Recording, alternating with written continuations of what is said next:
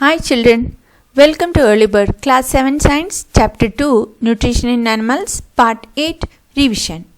All of you close your eyes and just revise whatever points we have learned in this chapter. Animal nutrition includes nutrient requirement, mode of intake of food and its utilization in the body.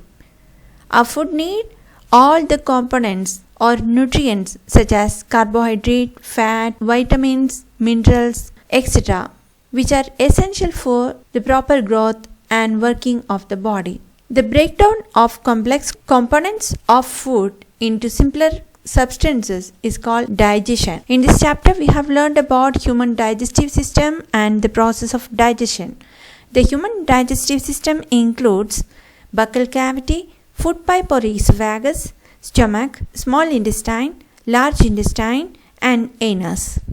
These parts together form the alimentary canal or digestive tract, the inner walls of the stomach and the small intestine, and the various glands associated with the canal such as salivary glands, the liver, and the pancreas secrete digestive juices. The digestive juices convert complex substances of food into simpler form. The digestive tract and the associated glands together constitute digestive system. Our digestive system starts from mouth or buccal cavity. The process of taking food into the body is called as ingestion. So inside the buccal cavity, food is crushed down to simpler forms and it is mixed with saliva. And inside the buccal cavity, we have learned about the arrangement of teeth and regions of the tongue for different tastes. You can see incisors, canines, premolars and molars inside our mouth. And you have learned about milk teeth. This is the first set of teeth and next is the permanent teeth. Food intake happens in buccal cavity and the swallowed food passes into the food pipe or esophagus which ends in stomach. The stomach is a thick walled bag. Its shape is like a flattened J and it's the widest part of the alimentary canal.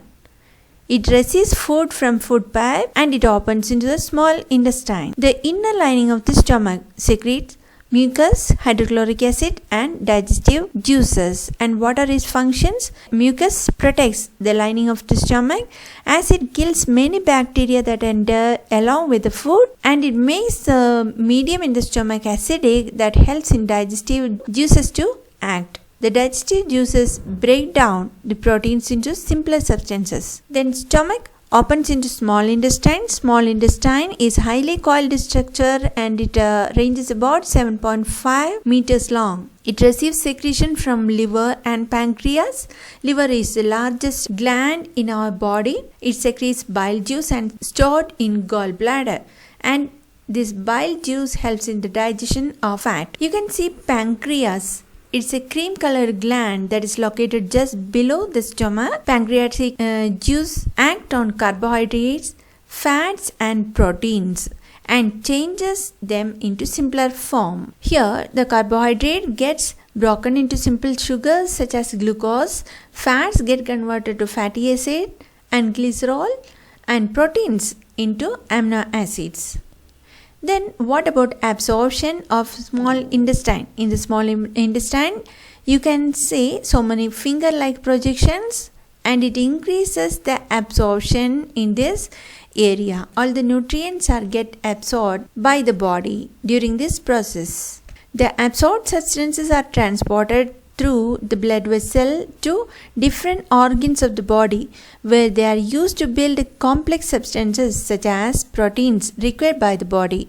This is called as assimilation. The undigested food enters into large intestine.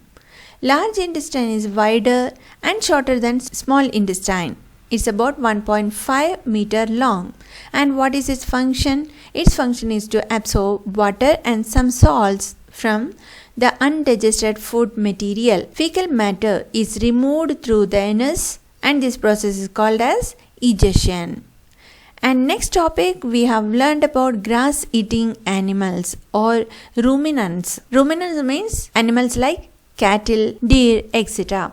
These animals are having special compartment to the stomach called as rumen, and in rumen some bacteria are present, and this helps in cellulose digestion because grass is rich in cellulose, and cellulose is a kind of carbohydrate. These animals are called as ruminants because they do rumination. Rumination means the swallowed food enters into the rumen and after some time it returns to mouth like balls or lumps and they chew it again.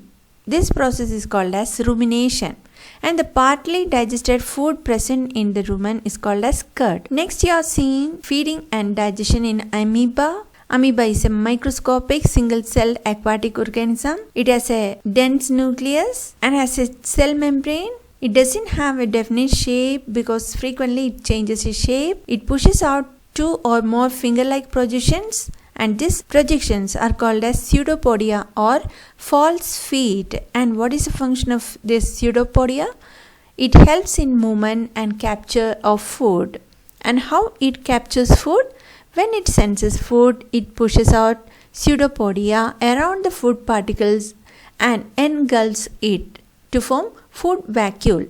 And inside the food vacuole, digestive juices acts upon it and breaks down the food into simpler substances, and it gets digested and absorbed by the body.